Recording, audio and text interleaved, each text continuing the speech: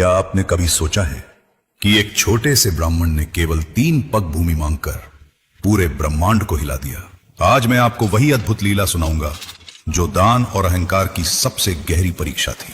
ध्यान से सुनिए, क्योंकि हर अगले पल में आपकी सोच बदलने वाली है। असुरराज बलि, तीनों लोकों के विजेता, उसकी सेना अजय, उसका साम्राज्य अडिग। लोग कहते थे बलि जैसा दानी कोई नहीं। दान करना उसका गर्व था, उसकी पहचान थी। पर क्या आपने कभी सोचा, जब दान अहंकार बन जाए तो उसका परिणाम क्या होता है? देवता पराजित हो चुके थे, स्वर्ग अधीन हो चुका था। असुरराज बलि का प्रभाव इतना था कि देवगुरु भी चिंतित हो उठे। सारी सृष्टि पूछ रही थी, अब कौन बचाएगा? और तभी भगवान विष्णु ने चुना सबसे अनोखा मार्ग। उन्होंने लिया वामन अवतार।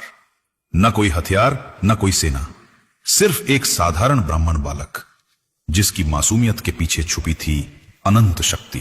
पर क्या सच में एक छोटा सा ब्राह्मण महान असुरराज बलि को चुनौती दे सकता था? यही है इस कथा का अगला रहस्य। यज्ञ भूमि पर पहुंचे वामन। बलि ने स्वागत किया और पूछा, ब्राह्मण देव, क्या चाहिए आपको? वामन मुस्कुराए और बोले, मुझे बस 3 पग भूमि दीजिए। सभा मंडप गूंज उठा हंसी से। 3 पग, ये कैसा दान है?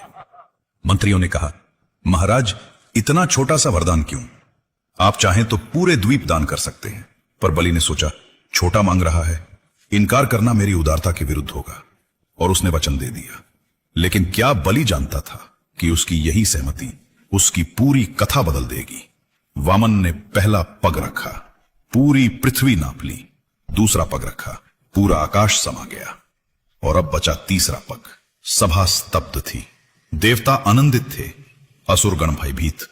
पर बलि, उसके सामने सबसे कठिन प्रश्न था, तीसरा पग कहां रखा जाए? आप सोचिए, जब आपके पास कुछ भी ना बचे तब आप क्या देंगे? और यहीं बलि ने किया इतिहास का सबसे बड़ा निर्णय। उसने अपना सिर झुका दिया, कहा, प्रभु, तीसरा पग मेरे सिर पर रख दीजिए। क्या यह हार थी या सबसे बड़ी जीत? यही वो क्षण था जिसने बलि को अमर बना दिया। अहंकार टूट गया, विनम्रता जागी, और बलि सदा के लिए महादानी कहलाए।